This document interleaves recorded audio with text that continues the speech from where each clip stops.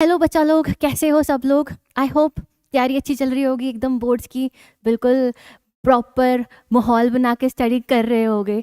अब आ गया है टाइम हमारे फेवरेट सब्जेक्ट का, मैथ्स। आई नो काफ़ियों को पसंद है, काफ़ियों को नहीं भी पसंद है, बट बच्चा ये one of the most scoring topic है। मोस्ट टॉपिक नहीं बोलूँगी, सब्जेक्ट है। इसमें हम लोग अगर प्रॉपरली एक टेक्निक से, एक प्लान्ड मैटर में, एक प्लान्ड मेथड में इसको पढ़ के जाते हैं पेपर के टाइम, तो it's possible that we can have 100 out of 100 score. Probability में पढ़ा है ना, वही सेम चीज़।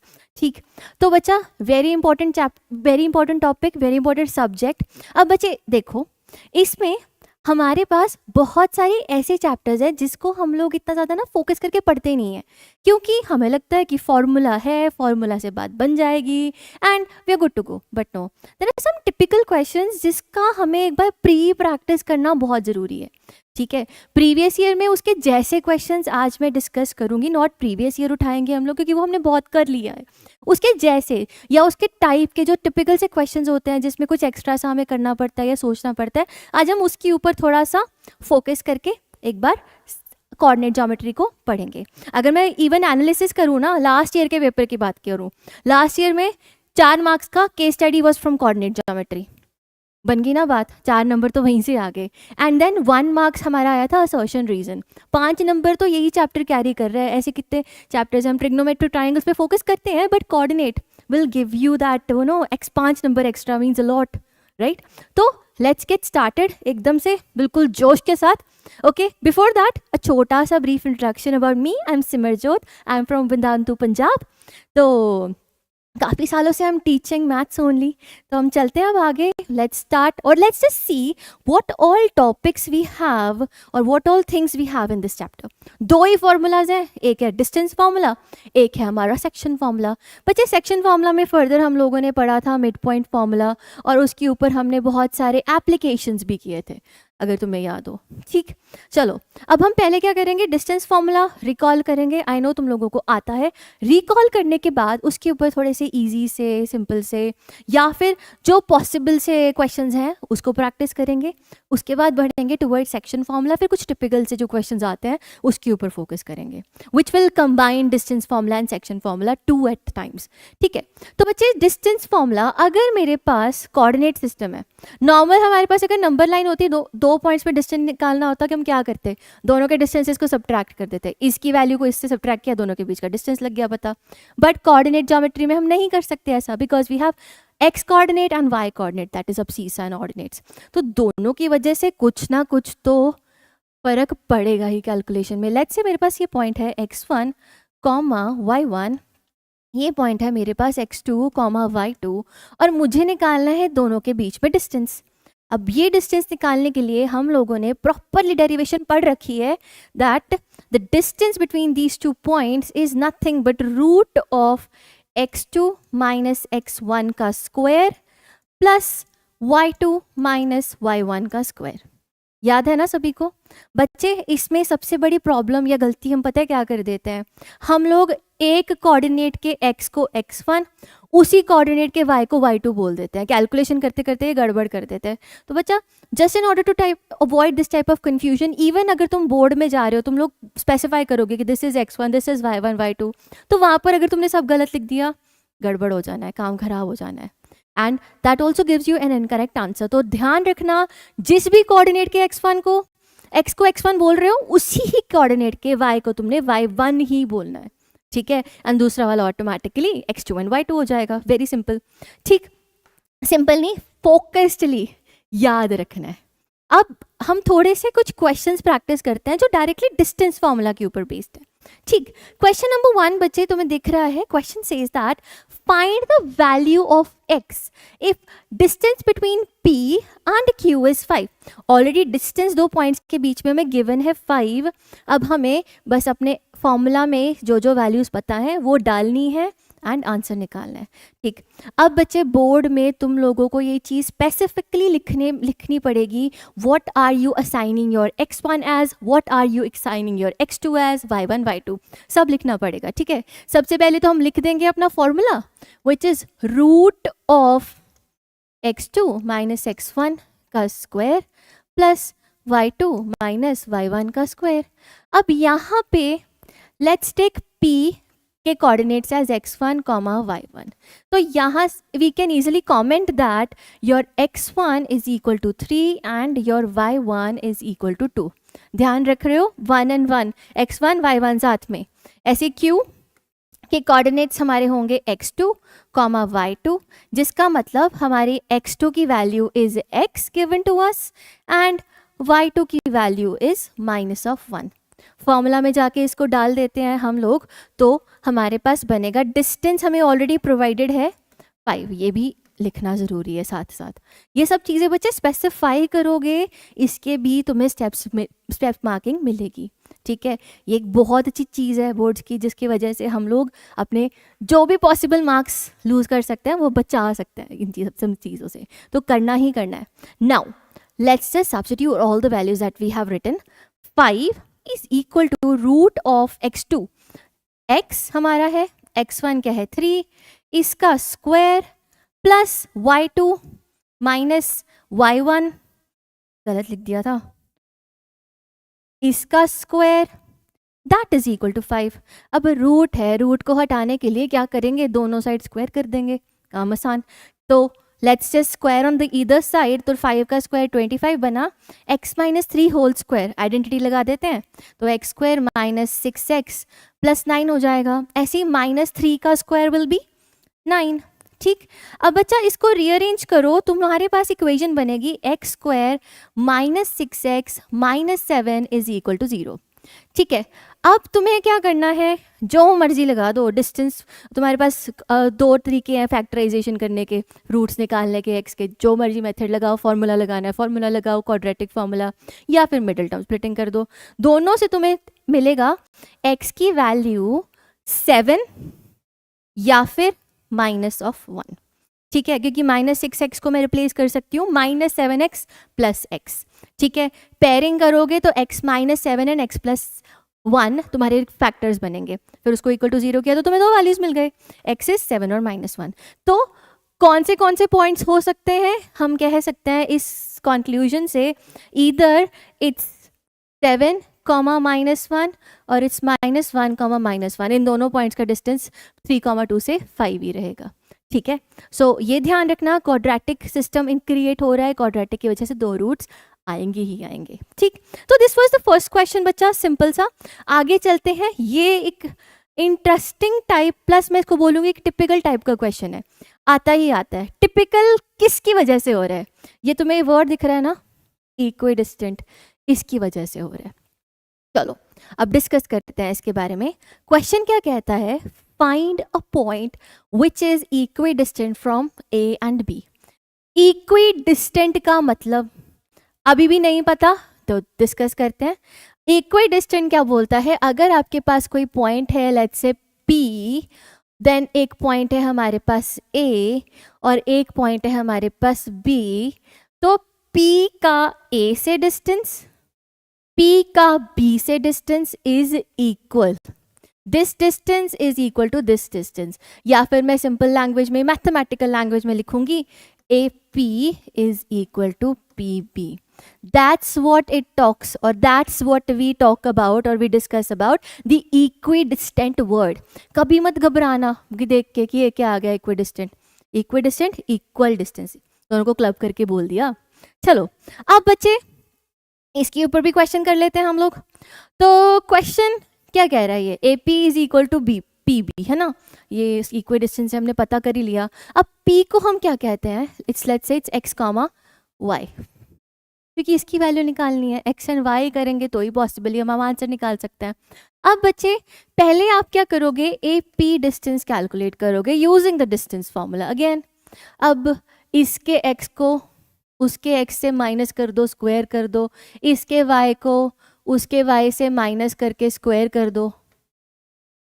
ठीक है, देन BP डिस्टेंस निकाल दो, वो भी क्या होगा, इसके x से उसके x का सब्ट्रैक्शन और उसकी स्क्वायरिंग, एंड इसके y से उसके y की सब्ट्रैक्शन एंड उसकी स्क्वायरिंग। आई बिलीव मैंने सही लिखा है, ये बिल्कुल सही।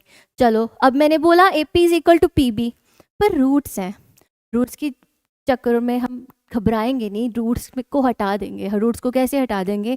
मुझे पता है अगर दो चीज़ें इक्वल होती है तो उनका स्क्वायर भी उन दोनों की इक्वल ही होगा।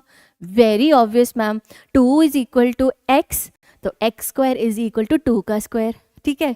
ऐसे ही A P is equal to P B, तो ए पी का स्क्वायर भी equal to P B square, है ना।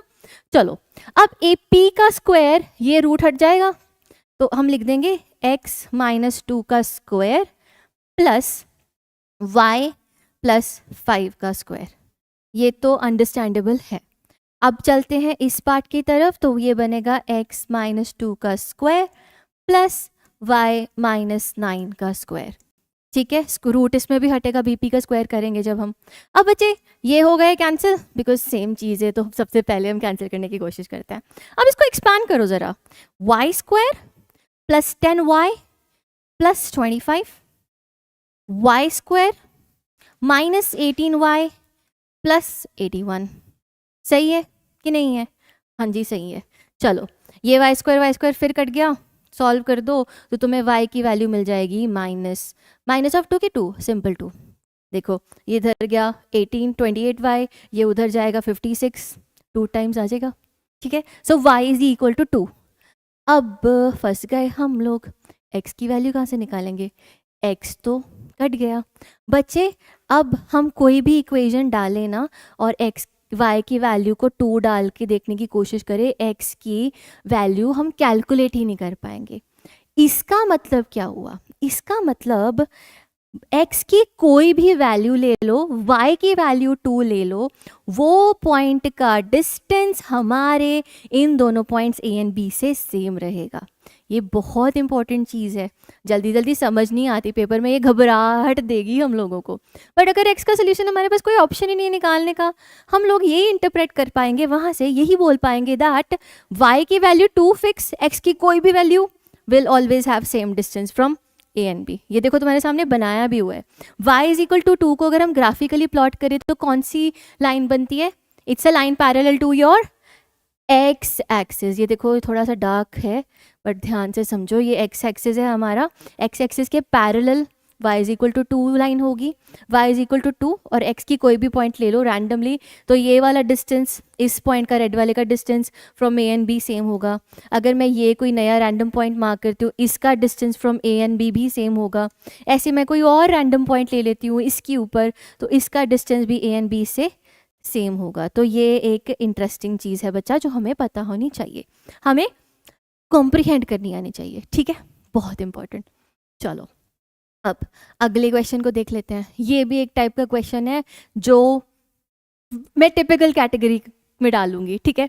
क्यों? क्योंकि इसमें ना डायरेक्टली डिस्टेंस फार्मूला नहीं लग रहा, डिस्टेंस फार्मूला प्लस कुछ एक्स्ट्रा चीज़ें लग रही हैं। देख लेते हैं कैसे। क्वेश्चन रीड करते हैं। Question says that if A B C are the vertices of right angle triangle A B C, right angled at A, ठीक है, find the values of Y. पहले तो समझ लेते हैं क्वेश्चन क्या कह रहा है। हमारे पास एक राइट एंगल ट्राइंगल है, ठीक है, वो राइट एंगल्ड है ए के ऊपर, ये शायद बी होगा, ये सी होगा, ऑब्वियस सी बात है।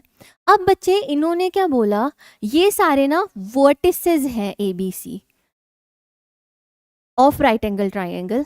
हम लोगों को इसका कोई स्पेसिफिक राइट एंगल ट्राइंगल के साथ रिलेटेड कॉन्सेप्ट यूज करके आंसर निकालना है फॉर योर वाई।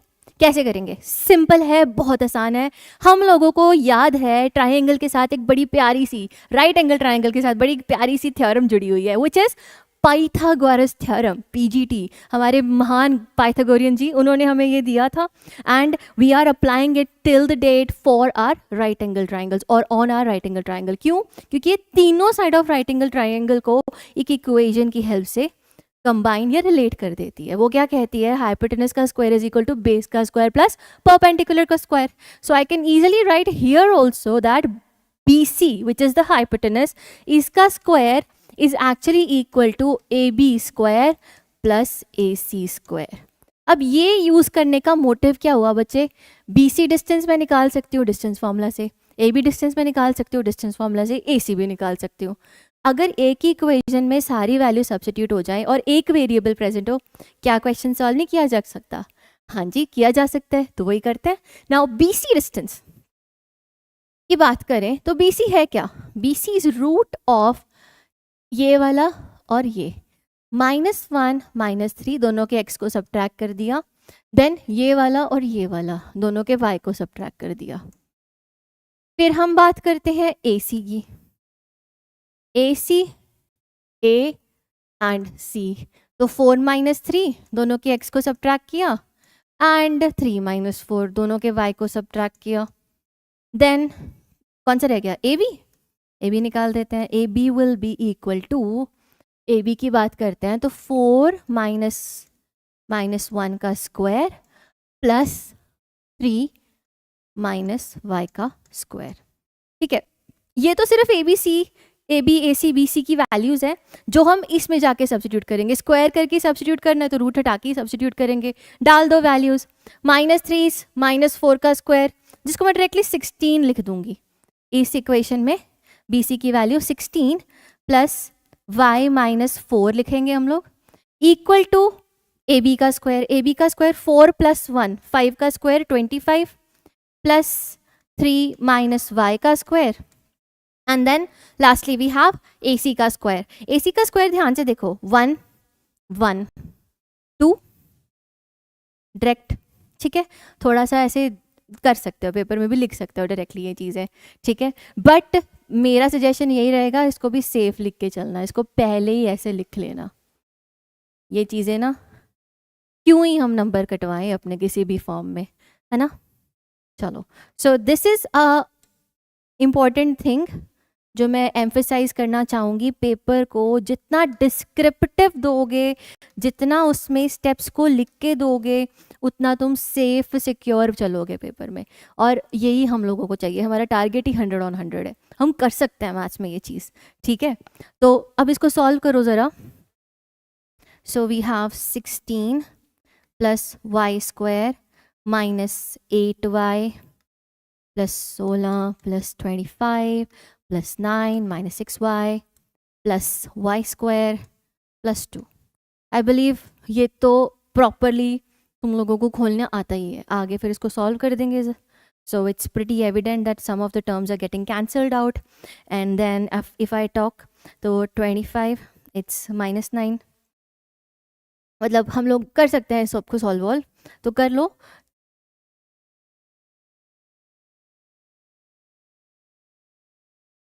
फोर और ये बनेगा -2y। अगर हम पूरी इक्वेशन को रीअरेंज करके सॉल्व करें, यहाँ से y की वैल्यू कितनी आ जाएगी? -2। That's your answer. ठीक है, मेंटली करना है मेंटली कर दो, पेपर में तो तुम पूरा लंबा करके लिख दो और बहुत अच्छा है। ठीक है, ये चीज़ तो मैं बार बार तुम लोगों को बोलती जाऊंगी। ठीक, अब बच्चा नेक्स्ट कॉन्सेप्ट, दूसरा फॉर्मूला जो हमें परेशान करता है कभी कभी, बट है बहुत आसान। अगर एक बार रट लो तो काम डालना है, रटना है, समझना है, जिस मर्जी से उसको इंटरप्रेट करना है, वो हमारे लिए इंपॉर्टेंट है। ये है सेक्शन फॉर्मूला बच्चे। ना what does section formula talks और what does section formula is. अगर मेरे पास 2 पॉइंट्स है A और B, तुम्हारे सामने बना रखे हैं, ये है पॉइंट नंबर A, ये है पॉइंट B, इसकी कोऑर्डिनेट्स है x1 y1, इसके कोऑर्डिनेट्स है x2 y2, और तीसरा कोई पॉइंट इन दोनों के बीच में P, जिसके कोऑर्डिनेट्स है x, y। और ये जो P है, AP और PB को एक प्रॉपर रेशो में डिवाइड कर रहा है, AB को m/n में डिवाइड कर रहा है। तो हम लोग हमारे जो ये XY कोऑर्डिनेट्स हैं, इसको रेशो और AB के कोऑर्डिनेट्स के साथ रिलेट कर सकते हैं। या फिर हमें P नहीं पता, हमें पता है कि P उसको m/n में काट रहा है, डिवाइड कर रहा है AB को, तो हम कोऑर्डिनेट्स ऑफ P वहाँ से कैलकुलेट कर सकते हैं। लिख लेते हैं फॉर्मूला, याद भी होगा, तो एज आई राइट तुम लोग भी अपनी नोटबुक में लिखना।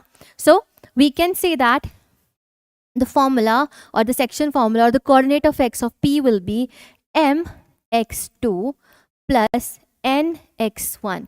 पहली वाली रेशो दूसरे वाले कोऑर्डिनेट के x अब c से मल्टीप्लाई किया हम लोगों ने, दूसरी वाली रेशो का सेकेंड पार्ट उसको हमने x1 से मल्टीप्लाई किया बाय m प्लस। ठीक है, ऐसे ही अगर मैं y कोऑर्डिनेट की बात करूं तो y will be y is equal to same चीज, m पहली वाली रेशो दूसरे वाले कोऑर्डिनेट के साथ y2 के साथ, n को y1 के साथ बाय m प्लस n। अच्छा, मेरा एक सवाल है इसमें, माई क्वेश्चन इज दैट कि एम और एन की एलोकेशन, एम और एल की allocation x1 y1 x2 y2 के साथ इम्पोर्टेंस कोई रखती है कि नहीं रखती? अगर मैंने यहाँ पे x2 y2 ले लिया, यहाँ पर x1 y1 ले दिया और m रेशो n ले दिया, क्या मेरा फॉर्मूला सही रह जाएगा? सोचना इसके बारे में। नहीं रहेगा, देखना, डिस्कस कर लेते हैं। डिस्कस क्या कर लेते हैं अभी के लिए, हम लोग इसको रट लेते हैं, याद कर लेते हैं कि अगर हम लोग सेक्शन फॉर्मूला लगाएंगे तो अगर ये m रेशो n है, ये पॉइंट P है, ये x1 y1 है, ये x2 y2 है, तो बच्चे हमेशा याद रखना पहले ही कोऑर्डिनेट के साथ रेशो पहली वाली, जैसे m रेशो n है तो m के साथ पहला वाला हमारा कोऑर्डिनेट आएगा एंड दूसरा वाला कोऑर्डिनेट टुवर्ड्स n आएगा, एंड तभी हमारा सेक्शन फॉर्मूला सही से लग पाएगा। अगर उल्टे कोऑर्डिनेट्स के साथ तुम लोगों ने सेक्शन फॉर्मूला लगा दिया, आंसर विल गेट इनकरेक्ट। ठीक है, वेरी इंपॉर्टेंट थिंग, ध्यान रखना। अब ये क्वेश्चन देखो तुम्हारे सामने, यहाँ पर क्वेश्चन की हेल्प से हम इस चीज़ को ज़्यादा अच्छे से समझ पाएंगे। क्वेश्चन क्या कहता है, हमारे पास we are given with the coordinates of point which divides the line segment joining A B in ratio 3:1। मतलब कोई लाइन है ए बी, ठीक है, और एक कोई हमारे पास पॉइंट है ये P जो इसको 3:1 में डिवाइड कर रहा है। ठीक है, हमें P की कोऑर्डिनेट्स कैलकुलेट करने हैं। अब बच्चे ध्यान रखना, 3 A की वाली साइड, 3 पार्ट्स A वाली साइड पे बन रहा है, 1 पार्ट B वाले साइड पे बन रहा है, तो A के कोऑर्डिनेट्स जहाँ से हम स्टार्ट कर रहे हैं वही हम असाइन करेंगे, 4 -3। ठीक है, सेम 8 के B के 8 5। This is a very important step, very crucial step.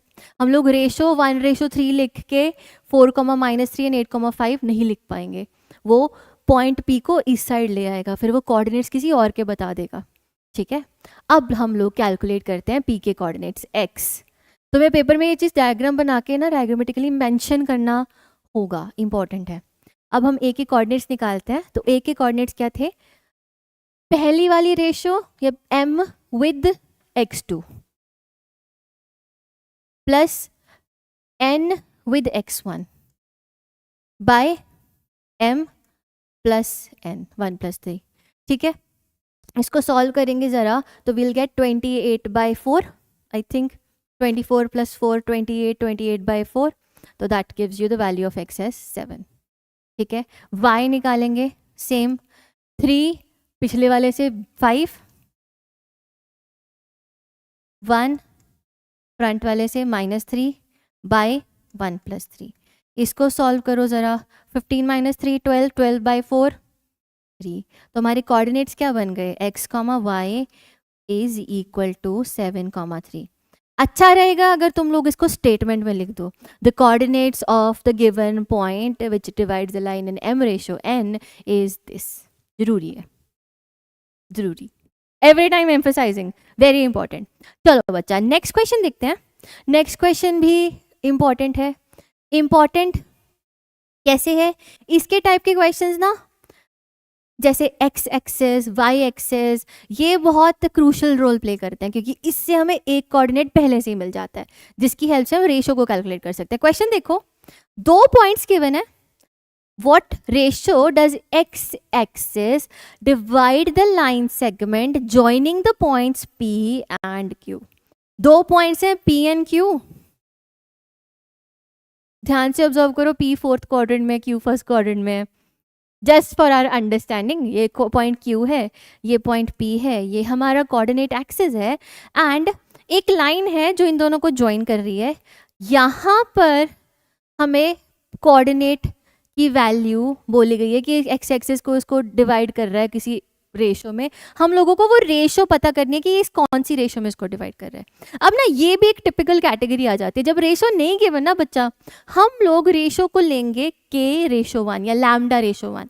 उससे क्या हो जाता है, कैलकुलेट करना आसान है। अगर तुम लोग रेशो को m/n लेके चल रहे हो, तुम्हारे पास ना दोनों इक्वेशन x के कोऑर्डिनेट में और y के कोऑर्डिनेट में mn, 2 कोऑर्डिनेट्स, 2 वेरिएबल्स आ रहे हैं, कैलकुलेशन डिफिकल्ट है। अगर मैं रेशो को m रेशो n ना लेके m बाय n रेशो 1 ले लेती हूँ और मैं m बाय n को k बोल देती हूँ तो k रेशो 1 हो जाता है, जिससे वो क्या हो गया, एक ही वेरिएबल में रिड्यूस हो गया। एक ही वेरिएबल से रेशो निकालना ज़्यादा आसान है ना।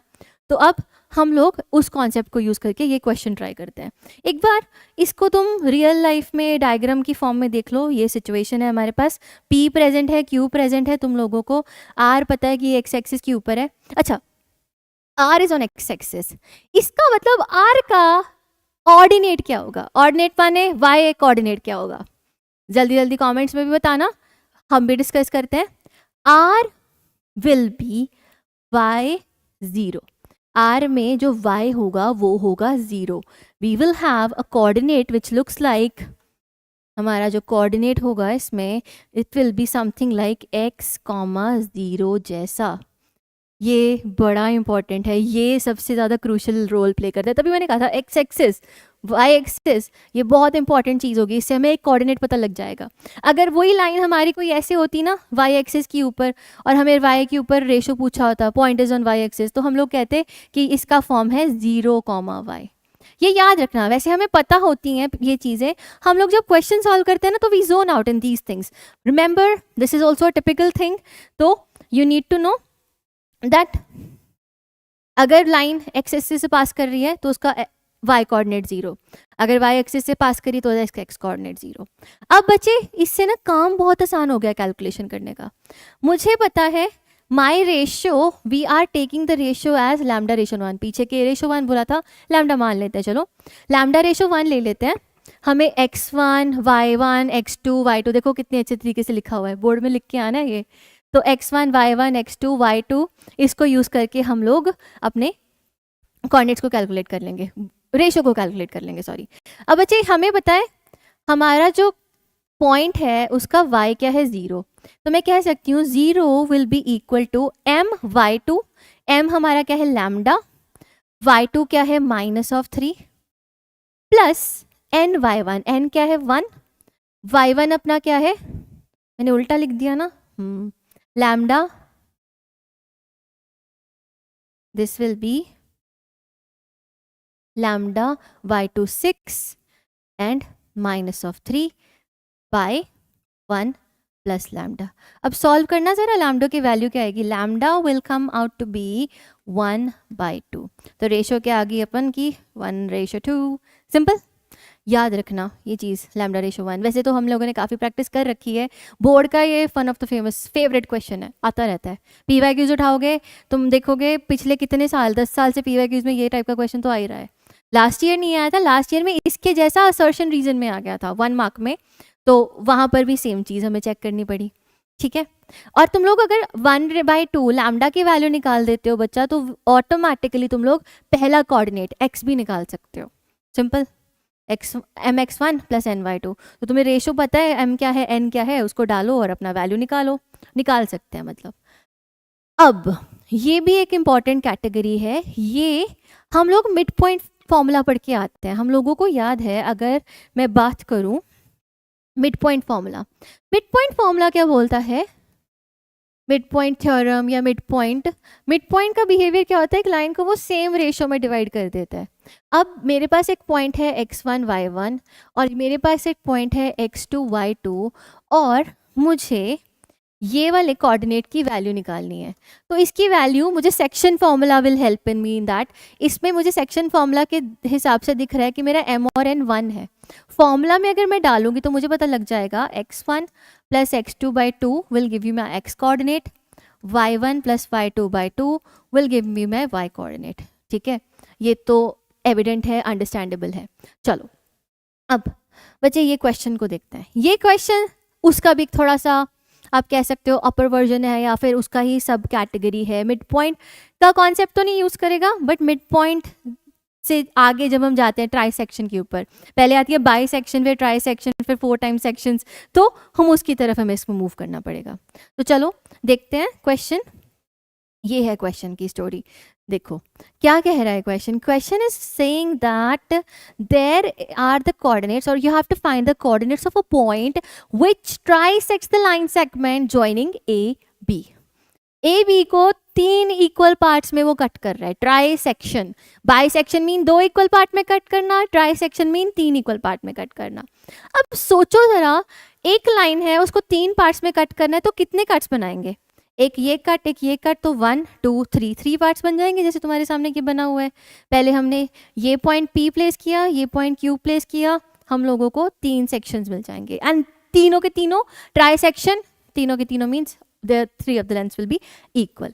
ठीक है, अब बच्चे हम लोगों को using the ratio concept, P की रेशो, P किस रेशो में डिवाइड कर रहा है AB को, Q किस रेशो में डिवाइड कर रहे हैं AB को, वो चेक करना होगा। ठीक है, उसके बाद तुम लोग इस क्वेश्चन को खुद से सॉल्व करना। मेरा एजेंडा यहाँ पर तुम्हें ये बताने का है कि P की रेशो क्या है, Q की रेशो क्या है, P किस रेशो में डिवाइड करे, Q की किस रेशो में डिवाइड करे, बिकॉज उसके बाद तो फॉर्मूला ही लगाना है, वो तो आता ही है सेक्शन फॉर्मूला। तो बच्चे लैम्डा P के पास, P के पहले एक पार्ट ऑफ लैम्डा है, फिर पीछे दो पार्ट ऑफ लैम्डा है, तो I can say P is dividing the line in lambda ratio two lambda, और आई कैन से 1:2। तो P is dividing the line in 1:2, very important thing. ऐसे ही अगर मैं Q के ऊपर जाऊँ, दो पार्ट्स लैम्डा के पहले एंड देन बाद में, सो 2:1, so this is also very important thing, 1:2, 2:1। ठीक है, ऐसे ही अगर हमारे पास एक लाइन है और उस लाइन को हम लोग अब इस बार चार पार्ट्स में कट कर रहे हैं, 1 2 3 पॉइंट्स बनेंगे, हमारे पास क्या हो गया, चार पार्ट्स जनरेट हो गए, lambda lambda lambda and lambda. बिल्कुल सही है। अब मुझे अगर इन पॉइंट्स की कोऑर्डिनेट्स को बताना हो तो मैं फिर दोबारा सेम रेशो का कॉन्सेप्ट यूज कर सकती हूँ। Yes ma'am, we definitely can. अब ये होगा लैम्डा रेशो 3 लैम्डा, मतलब इसकी रेशो 1:3। ये तो देखो 2 लैम्डा 2 लैम्डा, प्यारा सा 1:1 आ गया, अपना फेवरेट। इसको तो हम कैलकुलेट भी ऐसे एकदम से झटपट से कर देंगे। लास्ट 3 लैम्डा 1 लैम्डा, तो विल हैव 3:1। तो अगर 4 पार्ट्स में, 4 इक्वल पार्ट्स में लाइन हमारी डिवाइड हो रही है तो हमें घबराना नहीं है कि कोऑर्डिनेट्स को कैसे कैलकुलेट करेंगे। हम लोगों को पता है 4 इक्वल पार्ट्स में हम रेशो को इजीली कैलकुलेट कर सकते हैं। ठीक, सो दैट्स इट। आगे चलते हैं, आगे बढ़ते हैं अगले क्वेश्चन की तरफ। क्वेश्चन ये भी बड़ा प्यारा सा क्वेश्चन है, इसमें ना फ्रैक्शन आ गई, रेशो नहीं है फ्रैक्शन है। अब देख लेते हैं क्या चीज़ है रेशो एंड फ्रैक्शन का डिफरेंस। फर्क कुछ नहीं है, हम बस सोच लेते हैं कि 3:5 गिवन है इसमें। यही तो गड़बड़ है सारी, यहीं पर तो फंस जाते हैं सारे। क्वेश्चन देखो, the coordinates of the point P and Q, question को ध्यान से रीड करते हैं। P and Q are respectively 4, -3 and जो भी है ये, find the abscissa of a point R on the line segment PQ such that PR by PQ is 35। बच्चा इसमें PR देखो, एक लाइन है अपन के पास PQ, उसके बीच में कोई पॉइंट बैठा है R, ऐसे कुछ। ठीक है, इन्होंने PR बाय PQ की हमें रेशो या वैल्यू बता दिया कि PR by PQ इज 3/5। मैं ये भी कह सकती हूँ PR is 3/5 of PQ, PR is 3/5 times of PQ, right? बात सही है।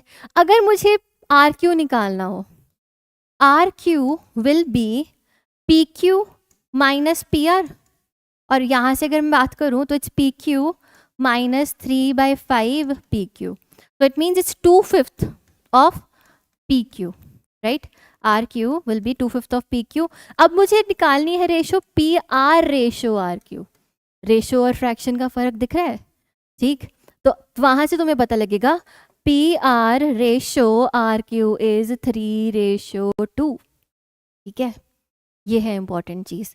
फ्रैक्शंस डायरेक्टली देख के ये मत कह देना कि ये रेशो गिवन है, रीड करना कि ध्यान से यहाँ पर लिखा क्या है, इट्स PR एंड PQ, गड़बड़ हो जाएगी पेपर में। ठीक है, तो 3:2 हमारे पास इस पॉइंट की वैल्यू है। कोऑर्डिनेट्स तुम्हें पता है, तुम अब निकाल सकते हो द अदर एब्सिसास एंड ऑर्डिनेट जो भी पूछा गया। ठीक है, वेरी इंपॉर्टेंट। चलो अब चलते हैं ये नेक्स्ट क्वेश्चन की तरफ। ये एक सब कैटेगरी ऐसी है जिसमें हमें बहुत से कॉन्सेप्ट्स लगाने पड़ जाते हैं। ये तो वैसे सिंपल सा क्वेश्चन है, उसके बाद तुम्हें सारी कैटेगरीज एक बार दिखा दूंगी, हम सॉल्व नहीं करेंगे, बहुत हो गया। सॉल्व नहीं करेंगे, बस कैटेगरीज देख लेंगे कि कौन से क्वेश्चन में अगर रोम्बस पूछा है तो रोम्बस मुझे क्या क्या प्रूव करना है, पैरेललोग्राम पूछा है तो क्या क्या प्रूव करना है, सो दैट पेपर में जाके हम लोग फंसे ना, और इसको लिखते जाना as I show you the slides, important है, ठीक है। अब बच्चे ये क्वेश्चन भी बड़ा सिंपल सा है बट टिपिकल कैटेगरी, घबरा जाते हैं हम लोग इसको देख के। क्वेश्चन क्या है, A B C D coordinates given है, ये वर्टिसेस ऑफ पैरेललोग्राम है, ये फोकस मेरे लेके, मैं इसको लेके फोकस करके आगे बढ़ती हूँ, देखती हूँ क्या क्यों। Find the values of A and B, hence find the length of its sides. Okay चलो, मैं दिमाग में मेरे पहले थॉट प्रोसेस आएगा, अच्छा मुझे ए और बी निकालना है, मैं इस साइड को इस साइड से, इस साइड को इस साइड से इक्वल कर दूंगी, क्योंकि पैरेललोग्राम की अपोजिट साइड्स इक्वल्स होती हैं। पर कितना लंबा चला जाएगा, तुम खुद सोचो, ए स्क्वायर बी स्क्वायर की टर्म्स बन जाएंगी। Factorization is not so easy here. Let's do one thing, let's go to the other property of a parallelogram. Parallelogram में डायगोनल्स जो होते हैं वो एक दूसरे को क्या करते हैं, बाइसेक्ट, एक दूसरे को टू इक्वल हाफ्स में डिवाइड करते हैं। तो यहाँ पर ए बी डायगोनल है, ए सी डायगोनल है, ये दोनों पॉइंट ओ पे लेट्स से मीट कर रहे हैं। अब ए सी का मिड पॉइंट और बी डी का mid point will be same, और होगा क्या, वो mid point of A C and B D. अब इसको यूज करके हम लोग बहुत आसानी से ए एंड बी निकाल सकते हैं। अच्छा चलो, let's talk about mid point of A C. Mid point of A C will be x1 plus x2 minus 2 plus 4/2, ये इसका x कोऑर्डिनेट आ गया, and y1 plus y2 1 plus b/2। आसान है। ऐसे ही मैं इसका mid point of B D लिख लेते हैं।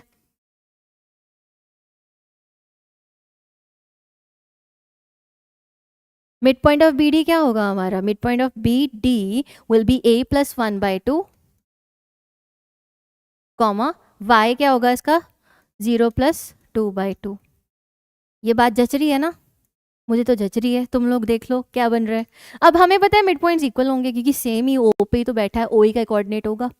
चलो अब इसका x will be equal to this x, so we have 2/2 is equal to a plus 1/2, a की वैल्यू आ जाएगी 1। मैंने इसका x कोऑर्डिनेट इसके x कोऑर्डिनेट से इक्वल कर दिया, क्योंकि दोनों इक्वल है तो axis of the both of them will be equal. और ऐसे ही बच्चे हम लोगों को दोनों के y कोऑर्डिनेट्स भी क्या करने पड़ेंगे, इक्वल, ठीक है। तो y कोऑर्डिनेट्स को इक्वल करा जरा, तो 1 plus b/2 will be equal to 2/2, तो b भी क्या आ जाएगा 1। So that's how we find out the value of A and B. नहीं तो ना डिस्टेंस फॉर्मूला लगाते लगाते निकल जाएगा टाइम पेपर में, और हम लोगों को स्मार्टली पढ़ना है, स्मार्टली करना है हर चीज़ को। मिड पॉइंट लगाओ, काम आसान बनाओ। चलो अब बच्चे, जो मैं कैटेगरी तुमसे डिस्कस करना चाह रही थी, मैं तुम लोगों को बोल रही थी ना कि अगर इक्विलेटरल ट्रायंगल आ जाए उसको प्रूव करना है क्या करेंगे, रोम्बस आ जाए उसको प्रूव करना है क्या कर लेंगे। तो इसके लिए पेन पेपर निकालो, ये चीज़ मेरे साथ जैसे जैसे डिस्कस करेंगे लिखते जाना। सबसे पहली चीज़, अगर हमारे पास इक्विलेटरल ट्रायंगल है, फॉर एन इक्विलेटरल ट्रायंगल, हम लोगों को क्या करना पड़ेगा, एंगल्स का काम नहीं कर पाएंगे, एंगल 60 डिग्री से क्या फर्क पड़ने वाला है, नो। हमें पता है इक्विलेटरल ट्रायंगल में all the 3 sides are equal, तो तुम लोगों को तीनों साइड्स का डिस्टेंस निकाल के उसको इक्वल प्रूव करना होगा, ठीक है। So prove that the 3 sides are equal, ठीक। Next question, right angle triangle. Right angle triangle के लिए क्या चलता है, अभी पहले डिस्कस किया था, पाइथागोरस थ्योरम। पाइथागोरस थ्योरम लगाओ एंड तुम्हारी तीनों साइड्स हाइपोटेनस का स्क्वायर, बेस का स्क्वायर प्लस परपेंडिकुलर के स्क्वायर के बराबर होना चाहिए। See prove that the sum of the squares of 2 sides is equal to square of the third side. तो कोई भी एक साइड का स्क्वायर तो इस बाकी 2 साइड के स्क्वायर के सम के बराबर होना चाहिए। ये कॉन्सेप्ट लग जाएगा, काम आसान। देन स्क्वायर है बच्चे, अब स्क्वायर है, स्क्वायर के लिए क्या करेंगे, चारों साइड्स को इक्वल प्रूव करेंगे। But is that enough? I don't feel so, because चारों साइड्स तो रोम्बस की भी इक्वल होती हैं। उसको और ज़्यादा जस्टिफाई करने के लिए बच्चे हम लोगों को ये कॉन्सेप्ट पता है that the diagonals of rectangle are equal. तो हमें ये भी प्रूव करना पड़ेगा, तो हमें 4 साइड्स प्लस 2 डायगोनल्स इक्वल करने पड़ेंगे फॉर स्क्वायर। स्क्वायर के लिए भी, और अगर रेक्टेंगल की बात करूंगी, रेक्टेंगल के भी डायगनल्स इक्वल होता है, तो उसके ऑपोजिट साइड्स इक्वल कर दो और उसके डायगनल्स इक्वल कर दो तो रेक्टेंगल में हो जाएगा। यहाँ पे लिखा हुआ है for a rectangle prove the opposite sides are equal and 2 diagonals are equal. ठीक है, ऑपोजिट साइड्स प्लस 2 डायगनल, ये भी करना पड़ेगा। तो 6 साइड्स तो हम कैलकुलेट कर ही रहे हैं हर केस में। रोम्बस के केस में बच्चा सिर्फ 4 साइड्स इक्वल हो जाए तो भी चल जाएगा। ठीक है, because we are not specifying it's a square or not, right. Then parallelogram, parallelogram का सबसे आसान काम है, अपोजिट पेयर को इक्वल कर दो, बिकॉज हमें पता है opposite sides of parallelogram are equal, that's enough. ठीक है, तो ये बहुत इंपॉर्टेंट कैटेगरी है, इसका अपने पास नोट बना लेना, जो शॉर्ट नोट्स तुम लोग प्रिपेयर करते ही हो पेपर के टाइम पे। Rhombus, rectangle, square, right angle, equilateral triangle के केसेस में हम लोगों को क्या क्या चीज़ें इक्वल प्रूव करनी है। क्वेश्चन आ जाता है 3 नंबर में और ऑप्शन में आ जाएगा, और बहुत आसान क्वेश्चन है, नंबर बच रहे हैं इसमें। ठीक है, आगे चलते हैं। अब मैंने जैसे अभी तुम लोगों को थोड़ी देर प्रेजेंट मेंशन की है ये बात स्पेशली, पिछले साल बोर्ड में क्या आया था, केस बेस आया था। किसका आया था, कोऑर्डिनेट ज्योमेट्री का आया था, उसमें वो शूटिंग स्टार का क्वेश्चन था आई बिलीव। हम लोग क्या करते हैं, हम लोग एक और केस बेस उठाते हैं, इंटरेस्टिंग सा ही केस बेस है, ऐसी डायग्राम से दिख के वैसे ही मन अच्छा हो गया ना, तो इसी के ऊपर क्वेश्चन देखते हैं ये केस बेस है क्या। तो केस बेस में ये एक स्टोरी गिवन है कि थारुण्या थी, वो फुटबॉल प्लेयर थी, उसने गेम खेला, वर्ल्ड कप जीता।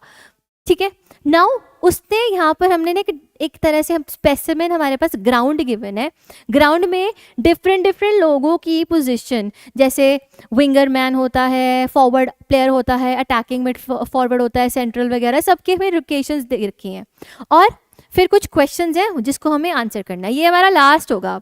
ठीक है, अब बच्चे ध्यान से देखते हैं क्वेश्चन नंबर 1 क्या बात कर रहा है। Question 1 is stating that at an instant the midfielders and the forward formed a parallelogram. चलो, midfielders and the forward players जो है वो पैरेललोग्राम बना रहे हैं, तुम लोगों को स्पेसिफाई किया है कौन से ABC। फाइंड द पोजीशन, इसमें बस ये याद रखना ये पैरेललोग्राम की बात हो रही है, बड़ी इंपॉर्टेंट चीज़ है। Find the position of the central midfielder D, ये रहा D, नहीं दिख रहा तो थोड़ा हाईलाइट कर लेते हैं, ये है D। उसके बाद ABC के कोऑर्डिनेट्स हमें गिवन है, A जो है इसके कोऑर्डिनेट क्या है 1,2, B के कोऑर्डिनेट्स आर, ये B है 4,3 एंड C के कोऑर्डिनेट्स हमें गिवन है 6,6, और हमें D के कोऑर्डिनेट्स x, y कैलकुलेट करने हैं। और इन्होंने स्पेसिफाई कर दिया हमारे लिए कि ये जो है ना ABC, ये एक पैरेललोग्राम बना रहे हैं। द क्वेश्चन में ऑलरेडी हमें स्पेसिफाइड है कि ये पैरेललोग्राम बना रहे हैं, हम लोगों को क्या करना है, D के कोऑर्डिनेट्स निकालने हैं। अब फिर पैरेललोग्राम आ गया, कोऑर्डिनेट्स नहीं पता, वर्टिसेस नहीं पता, अभी पिछला क्वेश्चन किया था, what was it, mid point formula लगाएंगे और सॉल्व कर देंगे। मिड पॉइंट फार्मूला नहीं, मिड पॉइंट। तो यहाँ पर बच्चे दोनों का मिड पॉइंट, AC का मिड पॉइंट और BD का mid point will be same.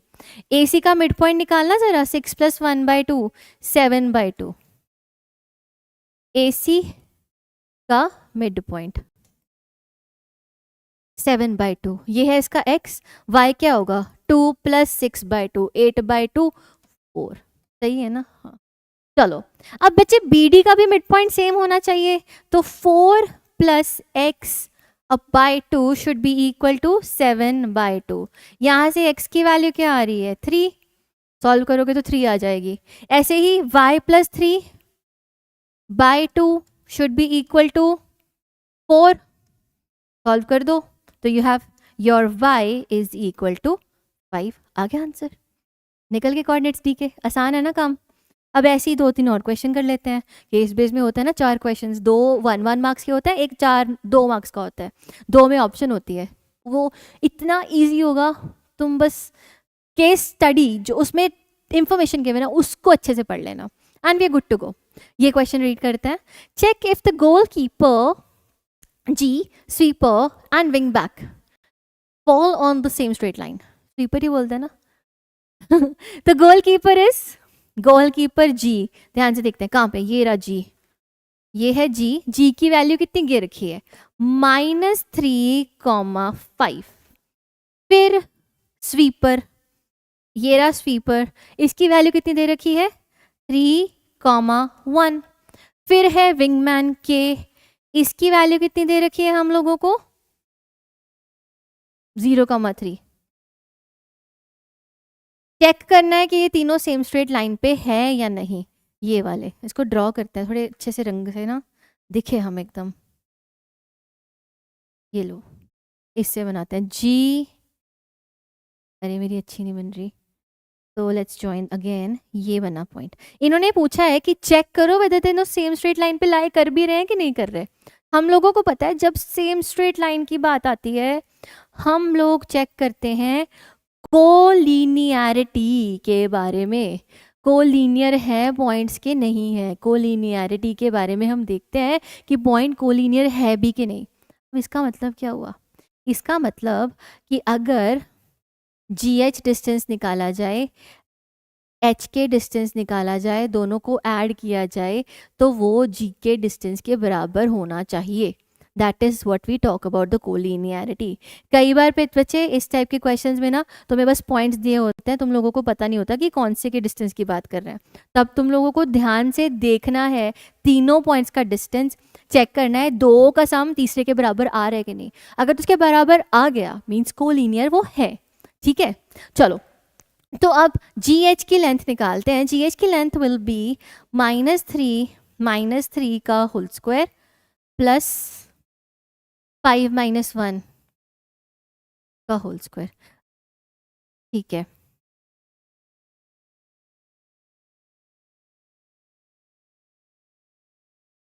बच्चे we can't directly state this relation. हम अपनी हर वैल्यू को ही निकाल के देखते हैं, हमें पता नहीं है कि ये वाली रिलेशन इस पे वैलिडेट होगा। वो मैंने जस्ट ऐसे एग्जाम्पल के लिए बता दिया था कि कोलिनियरिटी के लिए हम चेक करना पड़ेगा। पहले GH का डिस्टेंस कैलकुलेट करते हैं। तो GH is actually equal to 6 square 36 plus 16 which is equal to 52 का रूट, या फिर 52 रूट इज 4 × 13। 4 को बाहर निकालो, 2 रूट 13। ऐसे ही अगर मैं बाकी कोऑर्डिनेट्स की वैल्यूज बाकी सारी लेंथ्स निकाल लूँ, GH ये आ गया, HK की लेंथ निकालो। HK की लेंथ कितनी होगी 3 - 0 3 का square 1 - 3 root of 3 square plus 2 square, ये बन जाएगा रूट ऑफ 13। ऐसे ही GK की लेंथ देख लेंगे। GK की लेंथ कितनी आ रही है -3 0 -3 का स्क्वायर 5 × 3 5 - 3 2 का स्क्वायर, तो ये भी रूट ऑफ 13 बन जाएगा।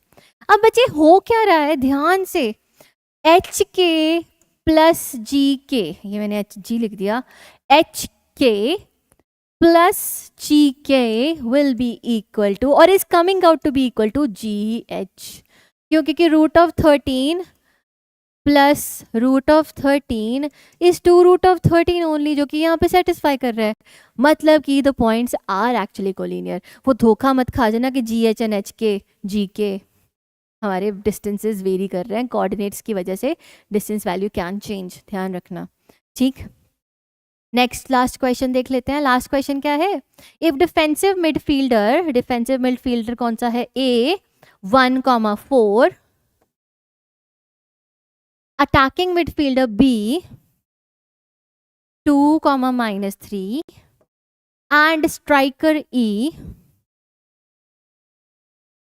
A, B are on the same straight line. ये तीनों स्ट्रेट लाइन के ऊपर बैठे हैं। ठीक है, secondly B is equi distant, B का डिस्टेंस इससे, B का डिस्टेंस इससे एग्जैक्टली सेम है। अरे बाप रे, ये तो इनडायरेक्टली बोल रहे हैं कि भाई this is the mid point. B जो है A एंड E का मिड पॉइंट है। तो अब मुझे पता है 1 + 4/2 नहीं 1 + A/2, क्योंकि इसका x और इसका x, तो 1 + A/2 B के x के बराबर होगा। तो यहाँ से A निकला 3।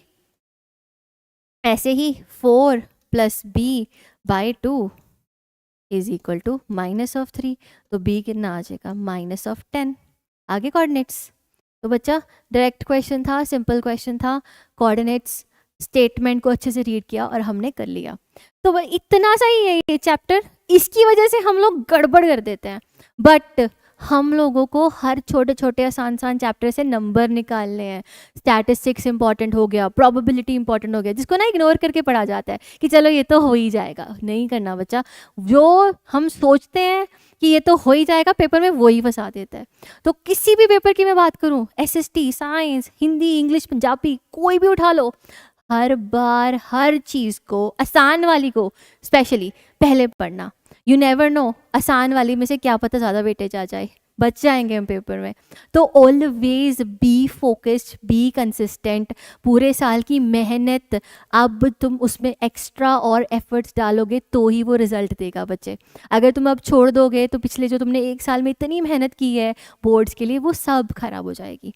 ठीक है, एंड बोर्ड्स में जाके चक दो फट्टे। ठीक है बच्चे, so closing of the class, see you next time.